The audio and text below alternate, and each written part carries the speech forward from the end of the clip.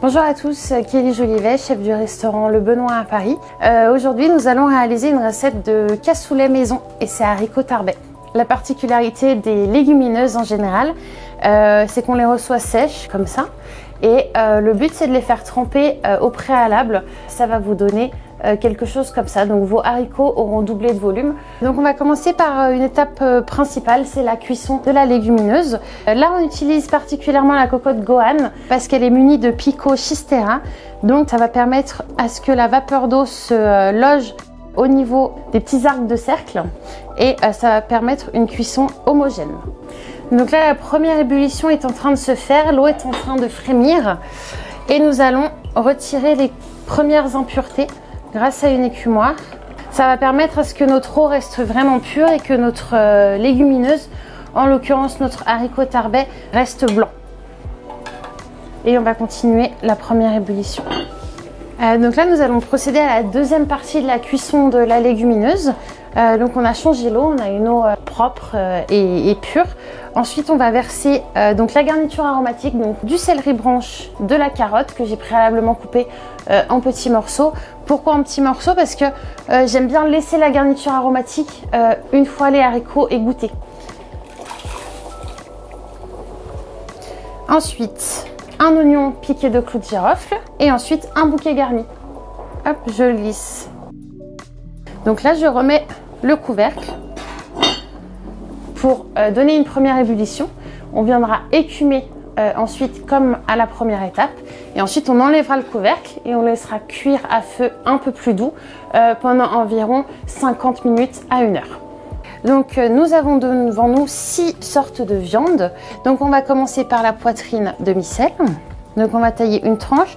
On ne veut pas des morceaux trop petits parce que quand on déguste le cassoulet, on veut d'une part reconnaître les viandes que l'on déguste et d'autre part avoir quand même de la mâche et reconnaître les viandes parmi les haricots. Donc on va tailler comme ceci. Et ensuite le travers de porc. Ensuite, on va prendre la saucisse de Toulouse. On va couper également 2 morceaux. Ensuite, le saucisson à l'ail. 2 morceaux également.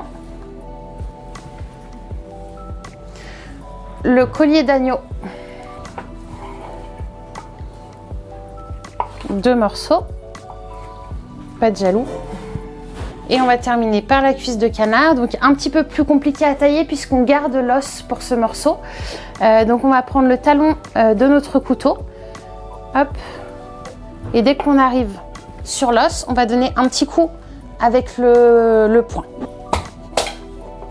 Hop. Donc là on a un premier morceau. Quand on sent qu'il y a la résistance de l'os, on donne un petit coup. Hop. Avec le talon du couteau puisque c'est la partie la plus forte du couteau. Hop, et on met la viande ici. Donc là, au bout d'une 50aine de minutes, on va vérifier nos haricots.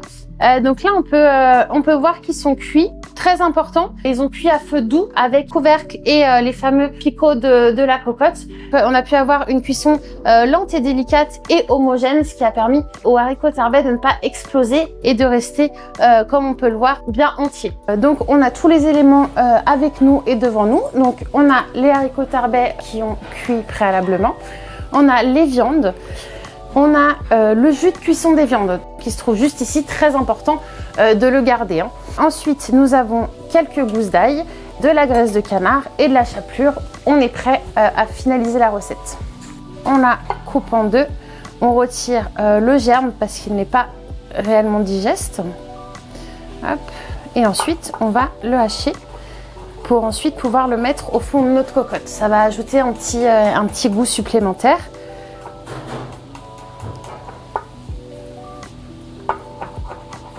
Donc assez grossièrement. Hein.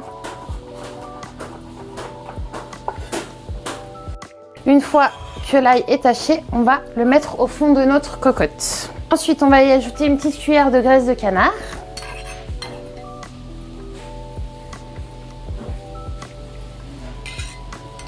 Alors, on va déposer au fond de la cocotte nos morceaux de viande. Donc, hop, on va en mettre un petit peu. Hop, on va déposer nos haricots tarbais sur le dessus de façon à recouvrir la viande. Et ensuite, nous allons ajouter le jus de cuisson, donc ce qu'on appelle à hauteur. Donc on va venir verser le jus de cuisson jusqu'à ce qu'il recouvre le tout.